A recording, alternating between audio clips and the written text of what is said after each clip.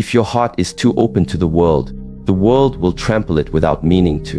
Not because people are cruel, but because what is always available becomes invisible. Pause for a moment. Let this truth settle. You may have believed that being kind, always present, always saying yes, would win you love and respect. But what you received in return was confusion, fatigue, and often quiet disrespect. And yet, the lesson is not to become cold. The lesson is to become conscious, still, rooted, discerning. Too much friendliness is not always a reflection of love. Often, it is a symptom of fear. The fear of being left out, unloved, or alone. But here is the paradox. Only when you no longer fear being alone do others begin to value your presence. There is a quiet truth that many people overlook in their daily lives, especially in the realm of relationships.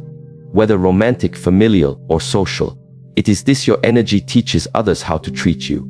Not your words, not your good intentions, and not the kindness you offer freely.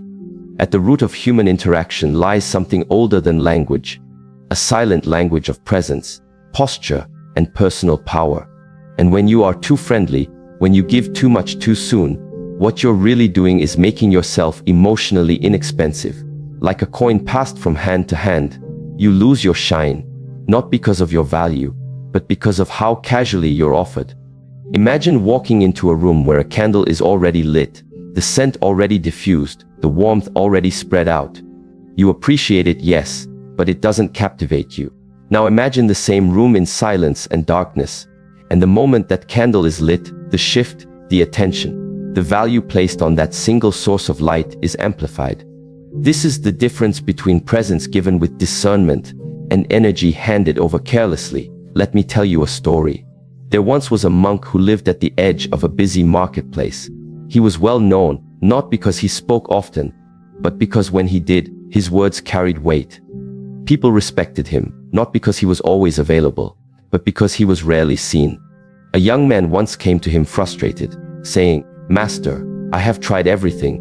I am kind to people, I help them, I give my time, I'm always available, and yet they ignore me. They take me for granted." The monk looked at him calmly and said, "You are like water in the river. Everyone dips their hands freely. Try becoming the morning dew instead, rare still, and seen only by those who rise early enough to notice." This parable reveals an ancient truth backed even by modern science. Neuroscience shows us that humans are wired to notice change, scarcity, and contrast. The brain's reward systems are activated more intensely when something is earned rather than given freely. This is called dopaminergic anticipation, the psychological pleasure not in receiving something, but in the pursuit, in the delay, in the value implied by the wait. If you are always present, always saying yes, always offering your time, you may believe you're being noble. But in the subconscious mind of others, you begin to register as neutral background noise. Like furniture in the room, you're just there. And the moment you're always there, you teach them that your time, your attention, your emotional presence require no effort to receive. That's not humility. That's energetic leakage. In relationships, this dynamic is even more intensified. Too often we mistake being overly available for love, but real love is not needy. Real connection requires polarity, an energy exchange of respect, curiosity, and value. When one person becomes too accessible, the balance is lost. Emotional attraction diminishes. Respect quietly erodes. And worst of all, the overly available person begins to feel invisible, even though they're trying so hard to be seen. In Eastern philosophy, we speak of the centered self, a person who moves from inner strength, not from external validation. This person does not rush to be liked. They do not bend themselves to fit into every situation. They carry their energy with stillness, like a sword in its sheath. Dangerous, yes, but calm. Present, but not intrusive. Kind, but not excessive. Being friendly is beautiful, but being too friendly, especially when it lacks discernment, is a form of self-abandonment. It says, "I will give you all of me, even if you haven't shown me who you are." It's a reversal of healthy connection, and often, it stems not from love but from fear. The fear of rejection, the fear of being alone, the fear of being misunderstood. But when you act from fear, you teach others to treat you like an option. Think about someone in your life who you deeply respect. Chances are, they are not someone who calls you every day. Not someone who says yes to everything. not someone who is always readily accessible, but rather someone who is balanced, measured, consistent. Their attention feels like a gift, not a transaction. That's the energetic truth you must internalize. You don't need to become distant. You don't need to withdraw love. But you must become selective, because not everyone is qualified to receive your energy. Just as not every hand is trained to hold fine crystal, not every person is prepared to hold the weight of your emotional availability. And this leads us into the second essential principle. Availability without boundaries weakens your inner core. You see, the human nervous system is not designed to give unlimited access to others.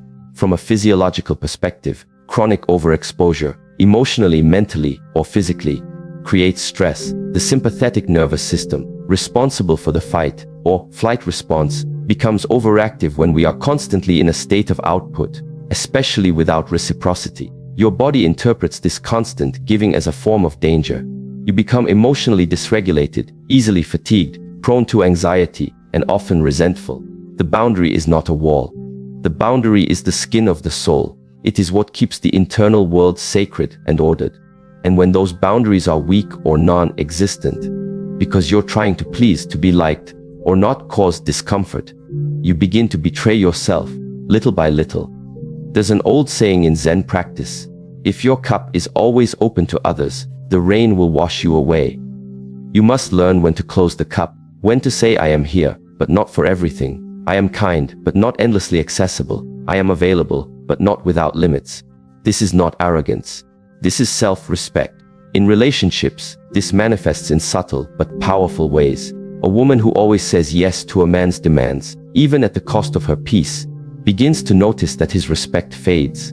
A friend who constantly cancels their own plans to accommodate another begins to feel used, not appreciated.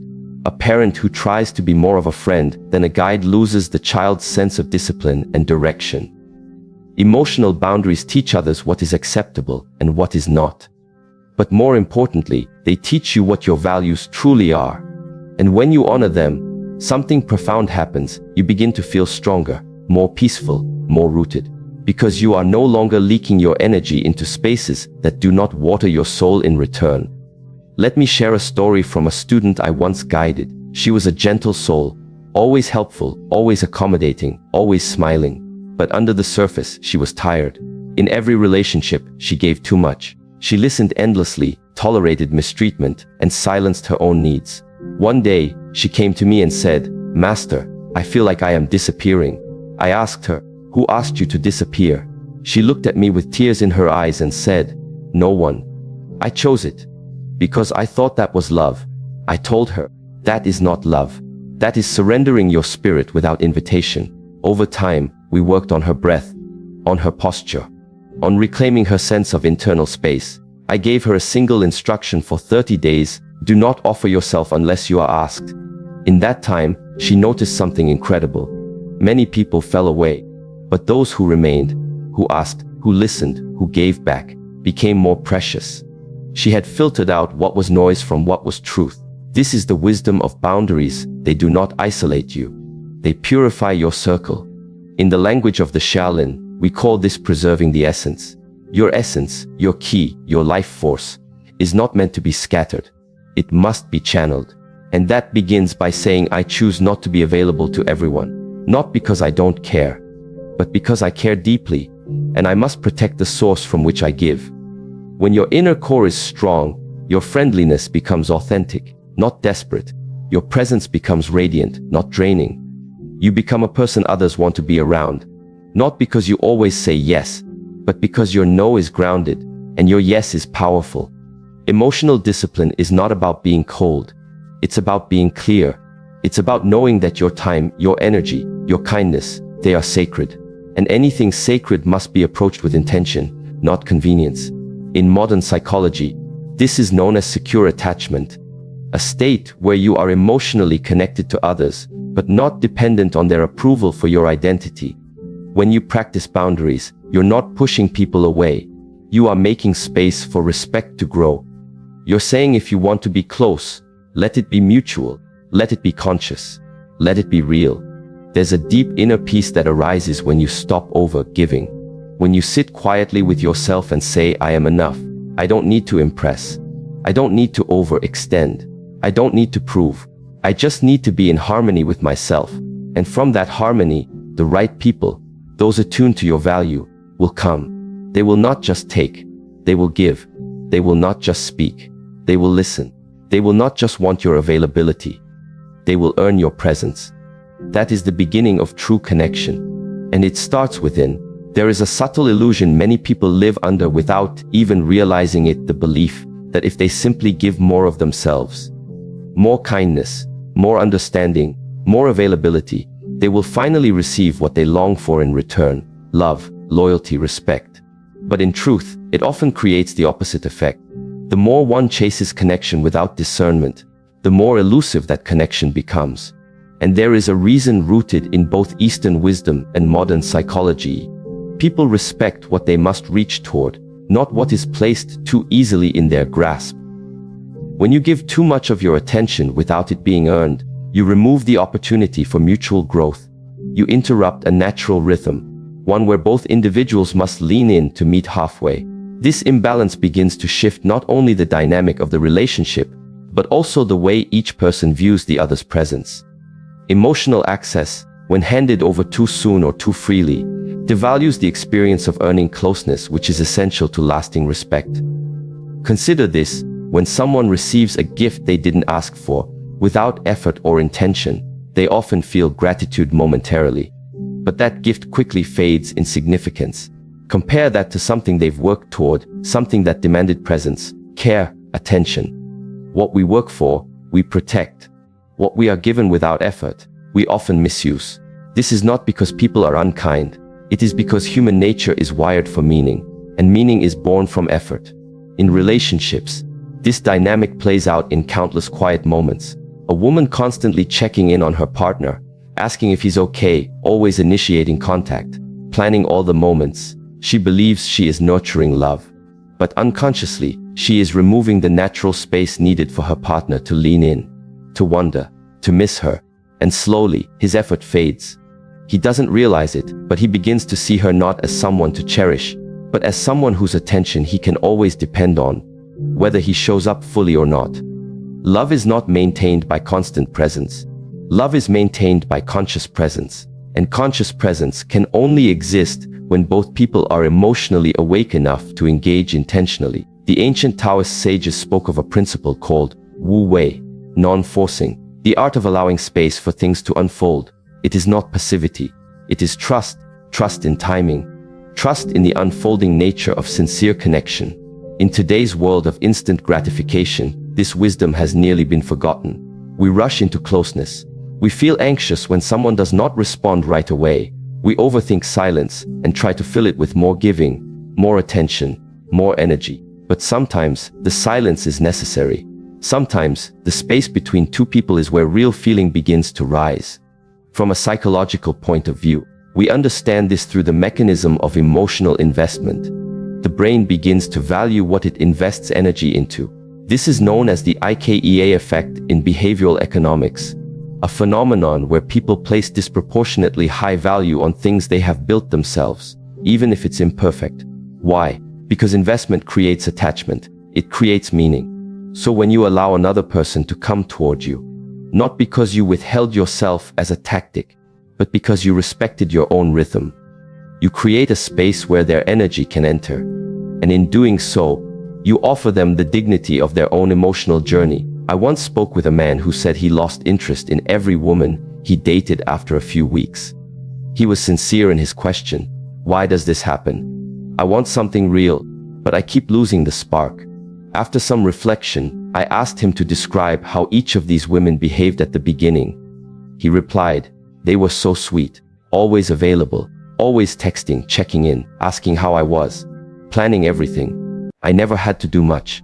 I paused and said, "That's not their fault. But what you're experiencing is not about the women. It's about you never having to show up. The spark didn't die. It was never lit through effort. Effort is the soil in which connection is planted. And without it, the relationship will always remain superficial, no matter how intense it may feel at first." This brings us to a deeper insight. when you allow others to invest in you, not through manipulation, but through intentional space. You honor the dignity of reciprocal relationship. You allow them to find their pace. You let their curiosity bloom. And most importantly, you show that you believe you are worth the wait. Too many people fear this space. They equate distance with rejection. But space is not rejection. It is potential. Just as the pause between musical notes creates the beauty of the melody, the space between two people creates the opportunity for intentional connection. And now, we must explore a truth even more confronting. Availability is often a mask worn by those who do not yet know their own value. This is the hidden root of many relational imbalances. We give too much, too fast, not because we are generous, but because we are afraid we are not enough as we are. When you do not believe in your own inner worth, you will try to compensate with external actions. You will over-explain, over-offer, over-accommodate. Not because the other person needs it, but because deep down, you believe that without this constant giving, they will not choose you. This is not generosity. It is self-doubt in motion. A woman I once taught shared how she always went above and beyond for her friends. She planned their birthdays. She was the first to call. She always said yes even when she was exhausted. And yet, she felt invisible, forgotten, overlooked. I asked her, what would happen if you stopped trying? She looked at me, afraid. I think they'd leave. And I said, then what you're doing is not friendship. It is fear disguised as kindness. You see, self-worth is not proven by how much you give. It is revealed in how much you value what you give. When you begin to value your energy, your time, your presence, you begin to offer it with discernment. You begin to say, I am not here to be everything for everyone. I am here to be fully present with those who are also present with me. This discernment changes everything. Not just in how others treat you, but in how you treat yourself. When you stop offering yourself as a way to be liked, you begin to see clearly who truly values you. And often, the silence that follows this shift is not emptiness. It is clarity. Modern neuroscience explains that the brain seeks confirmation of identity through feedback loops. If you believe you are not worthy, you will unconsciously act in ways that elicit that exact reflection from others. You will tolerate disrespect. You will accept half-hearted effort. You will remain in places where your presence is not celebrated, but merely tolerated. And with each repetition of this loop, your inner narrative is reinforced. But when you begin to challenge this loop, when you pause before saying yes, when you breathe before over-giving, when you allow others to rise to meet you, you begin to rewrite the story. The brain's neuroplasticity allows for this transformation. It is not easy, but it is possible, and it is powerful. In Eastern philosophy, we are taught that the outer world is a mirror of the inner world. If your inner world is centered in lack, your relationships will reflect that lack. But if your inner world is rooted in worthiness, in stillness, in clarity, then your relationships will begin to reflect that richness. You begin to attract not what you want, but what you are. Let me share another short story. In a village near the mountains of Shaolin, there lived a man who carried water every day from the river to his home. He had 2 pots, one new, one cracked. Every day, he filled them both. The cracked pot always leaked water, but he never replaced it. One day the pot said, "Master, I am sorry. I lose what you give me. I am broken." The man smiled and replied, "Look at the path from the river to our home. Do you see the flowers growing on your side? I planted seeds, knowing you would leak. Your flaw has created beauty." This is the power of honoring your own vessel, even if you feel cracked, even if you feel uncertain. When you walk in self-awareness, you turn perceived weakness into grace. This is the invitation before you stop giving in order to be chosen. Start giving because you have chosen yourself first. When you no longer need to be overly friendly to be accepted, you begin to radiate a quiet power, a centeredness that is deeply attractive.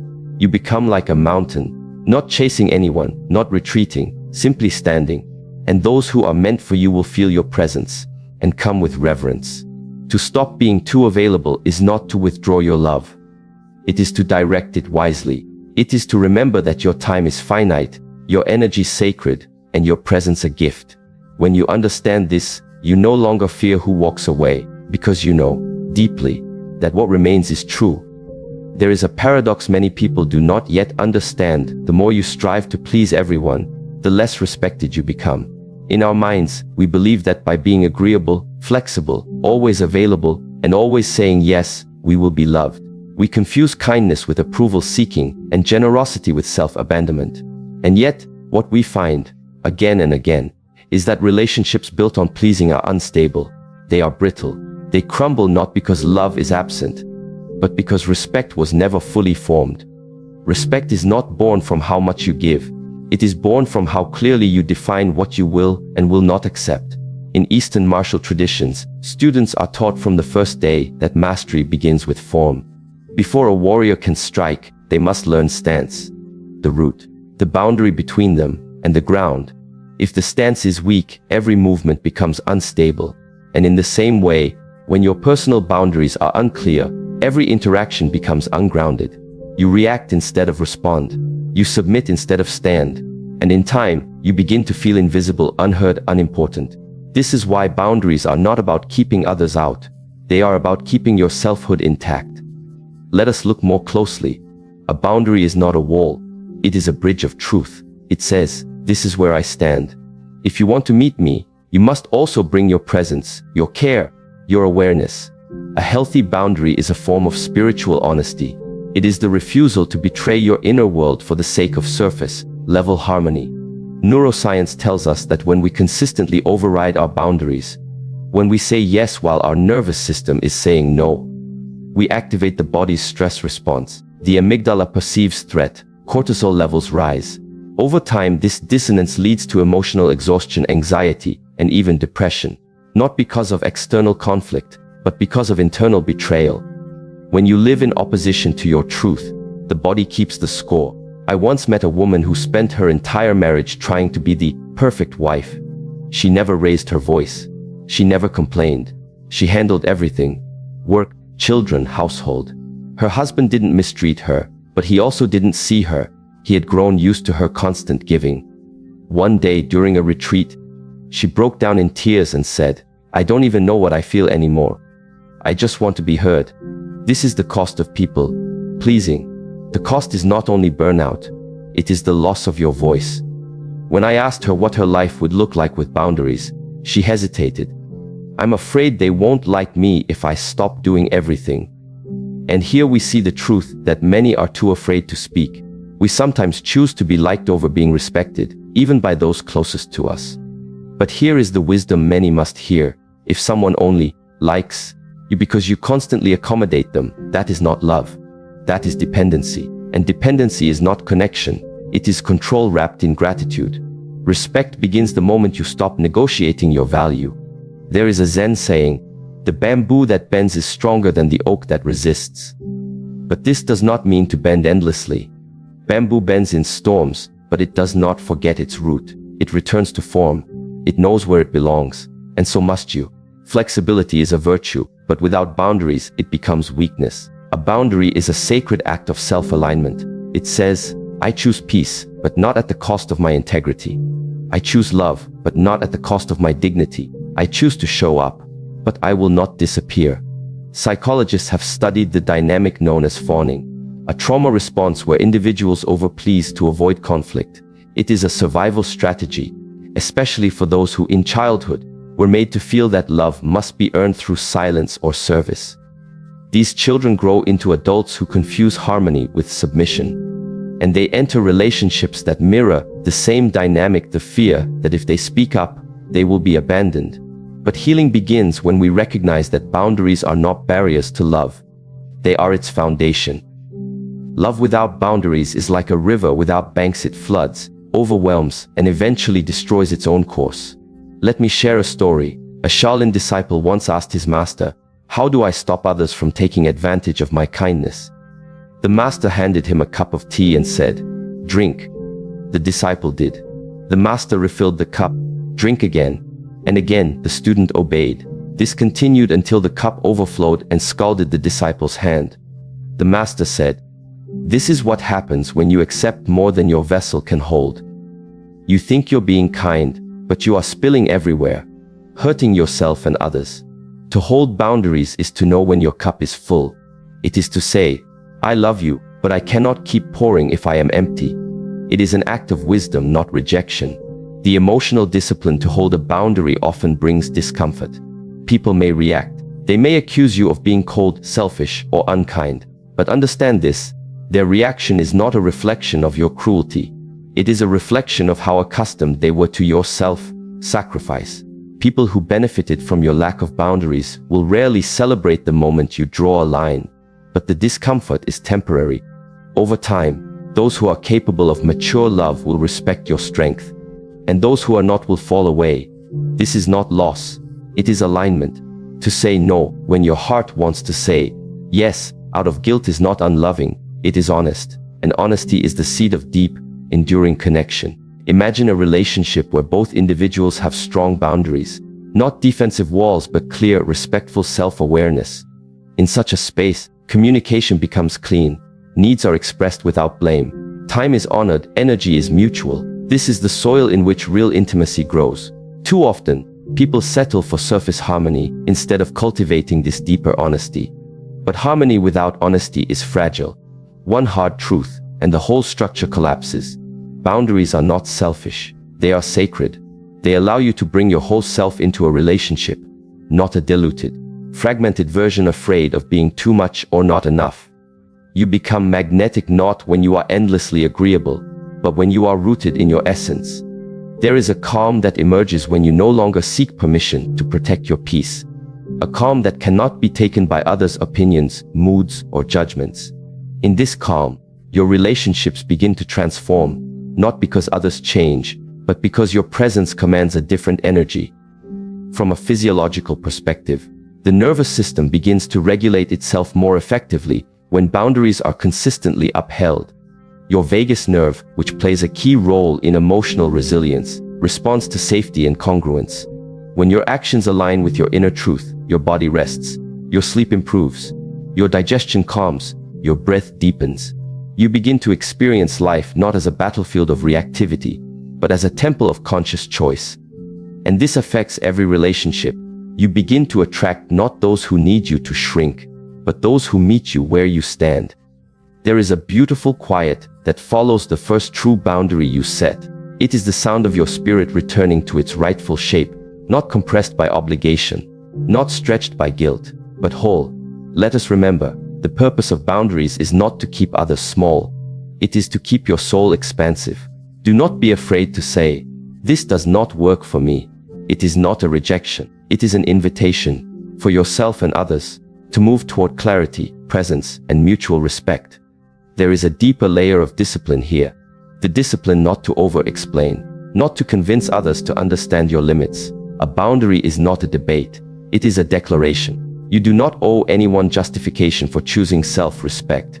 You are not harsh for having limits. You are healthy. You are not distant for saying, "Enough." You are discerning. You are not cold for stepping back from those who repeatedly dishonor your space. You are wise. In time, as you practice this, you will find a new power rising within you. A power that no longer needs to be everything for everyone. A power that moves with quiet certainty. A power that no longer fears being alone, because you are no longer abandoning yourself to be with others. This is what it means to walk the path of self-mastery, to honor the space between you and others, not with fear, but with reverence. To respect yourself so deeply that others have no choice but to rise to that level, or leave. In today's world of constant exposure, where lives are broadcast in real time, emotions are made public before they are processed, and availability is worn like a badge. Many people confuse accessibility with authenticity. They believe that to be seen is to be known, and to be known is to be loved. But this is a misunderstanding. What draws people to one another, what creates attraction that lasts beyond novelty, is not how much you share, but how much you contain. There is a profound difference between hiding and holding, between secrecy and sacredness, between manipulation and mystery. Mystery, when understood correctly, is not a tactic. It is a natural consequence of inner richness. It is the quiet strength of someone who knows themselves deeply and does not feel the need to explain that depth to everyone they meet. In Eastern philosophy, there is a teaching that says, the Tao that can be spoken is not the eternal Tao. Some things are not meant to be verbalized. They are meant to be experienced, sensed, unfolded over time. And so too is the energy of a person who has cultivated mystery through stillness, not strategy. In relationships, we often try to fast-track connection. We overshare. We overcommit. We think that revealing everything quickly will make someone feel closer. But closeness is not born from information. It is born from resonance. You can know every detail about someone and still feel no intimacy. And you can know very little and still feel completely seen. True magnetic energy arises when a person is fully present, yet not fully revealed. When their energy says, I am here with you, but also, I belong to myself. There is something sacred about someone who doesn't give all their colors at once. They invite curiosity, not through playing games, but through depth. They do not conceal who they are, but they do not feel obligated to display every layer prematurely. This way of being does not mean you are cold or unavailable. It means your presence is not scattered. Your life force is not leaking out through constant self-exposure. In neuroscience, this aligns with the concept of dopaminergic regulation. When people are constantly stimulated by new information, novelty, and rapid emotional highs, their ability to sustain interest over time diminishes. Mystery regulates this. It paces the connection. It allows the mind and heart to stay engaged, not through artificial scarcity, but through genuine pacing rooted in emotional intelligence. Think of a candle. If you expose it to strong wind, the flame extinguishes. But when you shield it, when you cup it with reverence and allow its light to flicker gently, it glows steadily. Your energy, your essence, your inner world. This is the flame. Not everyone should be allowed to blow through it. Some moments are meant to be kept within the warmth of your own hands, until the person before you has shown they are willing to sit in silence and witness it without grasping. Mystery is not the absence of connection. It is the refinement of connection. It filters out the noise. It ensures that the bond formed is not based on what you perform, but who you are. Many people today feel emotionally depleted not because they are unloved, but because they are overexposed. Every thought is shared, every emotion explained, every movement posted. And slowly, the well runs dry, not because there is no water, but because the bucket was never pulled back to refill. Mystery is the art of pulling back, not to manipulate, but to restore. One woman I once guided through mindful self-mastery had a history of turbulent relationships. Each time she met someone, she felt compelled to give everything quickly. Her story, her wounds, her hopes, even her daily schedule. She thought transparency would prove her sincerity. But the pattern was always the same: intensity, followed by emotional fatigue, then disinterest from the other. She came to me and asked, "Why do they always leave when I've given them everything?" I asked her, "What if that's the very reason?" We explored what it meant to cultivate depth, not through defensiveness, but through discernment. She began practicing silence, mindfulness, and delayed sharing. She replaced the compulsion to explain with the intention to observe. Slowly, her presence changed. She no longer reached outward for validation. She began listening more than she spoke. Her interactions became more potent, less performative. And in time, she met someone who was drawn not to her stories, but to her stillness. Mystery gave her back her magnetism. In the Shaolin tradition, energy is preserved through intention. Every movement is purposeful. Every gesture is backed by internal presence. There is no wasted motion. Similarly, in relationship, mystery is a kind of energy preservation. You do not waste your life force in superficial engagement. You do not chase connection. You invite it through presence. You give space for others to lean in, rather than constantly leaning forward. There is also a biological basis for this. According to polyvagal theory, our nervous system responds not only to external behavior, but to the quality of presence. When someone is grounded, self-contained, and regulated, they emit signals of safety and strength. Others feel this energetically, even without words. This is why certain people enter a room and shift the energy, not because they are loud or impressive, but because they are integrated. Mystery is the natural result of such integration. It is not something you do. It is something you become when your attention returns inward. Mystery is lost when we seek constant confirmation. When we feel we must always be responding, always explaining, always sharing. But when we detach from this need, something powerful begins to happen. We become rooted. Our energy becomes concentrated. And in that concentration, others sense something rare, an invitation, not a demand, a presence, not a persona. It is important here to distinguish mystery from emotional unavailability.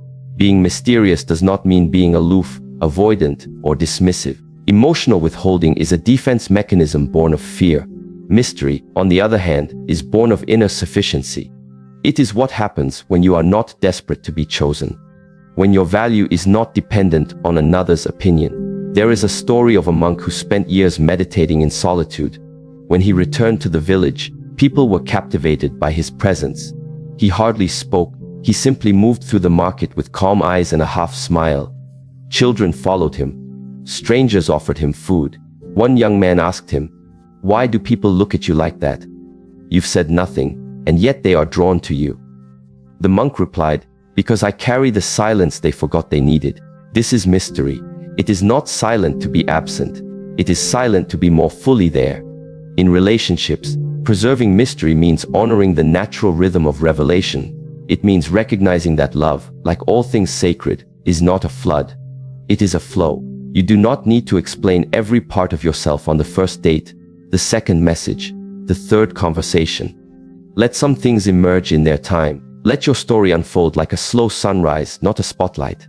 Mystery also applies to emotional availability. Not every feeling must be verbalized instantly. Sometimes, sitting with your emotion deepens your wisdom. Sometimes, expressing it too early disrupts the growth of understanding. A mature person does not suppress emotions, but neither do they leak them. They sit with their truth until it becomes clear enough to be spoken with precision, not reaction. This is emotional discipline, and emotional discipline sustains attraction. It creates safety. It signals that you are capable of holding not only your own inner world, but also the shared space of the relationship. Consider how flowers bloom. They do not unfold all their petals at once. They respond to sunlight, to time, to rhythm, and so must you. There is no rush. There is only readiness. The paradox of mystery is this: the more you withhold your energy with intention, the more powerful your presence becomes. Not because you are hiding, but because you are centered. You no longer scatter your worth across every interaction. You no longer need to prove your depth. You embody it. This is where confidence begins. Not in being the most impressive, but in being the most authentic without explanation.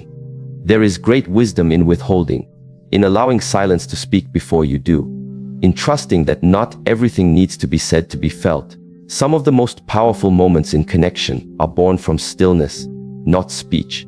And in this stillness, you begin to see clearly. You no longer chase people who cannot meet you. You no longer perform for attention. You no longer explain your worth to those committed to misunderstanding you. You simply are, and that beingness is magnetic. Mystery, then, is not a strategy. It is a reflection of spiritual maturity. It is what naturally arises when you stop giving yourself away too easily. When you understand that your energy is not a public resource. It is a sacred reservoir, to be shared with discernment, devotion, and depth. Let your mystery protect you. Let it be the veil that keeps your light from being dimmed by those who do not know how to hold it. Let it be the silence that calls only those who are willing to sit and wait for your truth to emerge. Not to consume it, but to honor it. Let it be the rhythm of your life, unfolding in sacred timing, untouched by the noise of urgency or performance. And let it be the invisible thread that weaves authenticity, attraction, and deep love into every step of your path. There comes a point in one's journey where you begin to understand that respect, connection, and peace are not granted by others. They are cultivated within. When you are too friendly, too available, too eager to please, what you are truly doing is placing your worth in someone else's hands. And when your worth is up for negotiation, people will bargain it down. To be respected, you must first respect yourself, not in a loud, boastful way, but in a steady, quiet way that shows through how you speak, how you carry yourself, how you say no when it's not aligned. And yes, only when your soul is fully present. You do not need to be aggressive. You do not need to perform toughness. Inner strength is silent. Dignity is subtle, but their presence is undeniable. And that is what others respond to. Not your friendliness, not your availability, but your energy. The more you leak it, the more you lose yourself. The more you preserve it, the more you rise in value. Not just to others, but to yourself. People cannot respect what they can easily reach and take without effort. Even water, essential for life, is more cherished when drawn from a protected well. So protect your well. Let your boundaries be sacred. Let your silence speak. Let your mystery unfold in its time. Offer your presence, not as proof of your worth, but as an invitation for those ready to meet you with reverence, not convenience. Life is not about how many people like you. It is about how many people truly honor who you are. And that begins the moment you do. Walk with presence. Speak with intention. Connect with awareness. And know this: when your energy is no longer freely given to everything and everyone, the right ones will value it more. Not because you manipulated them, but because you finally mastered yourself. This is the discipline. This is the wisdom. This is the path. And when you walk it with clarity, calm, and courage, you will find that you don't need to chase love, validation, or respect. You attract it by becoming the kind of person who already carries it within.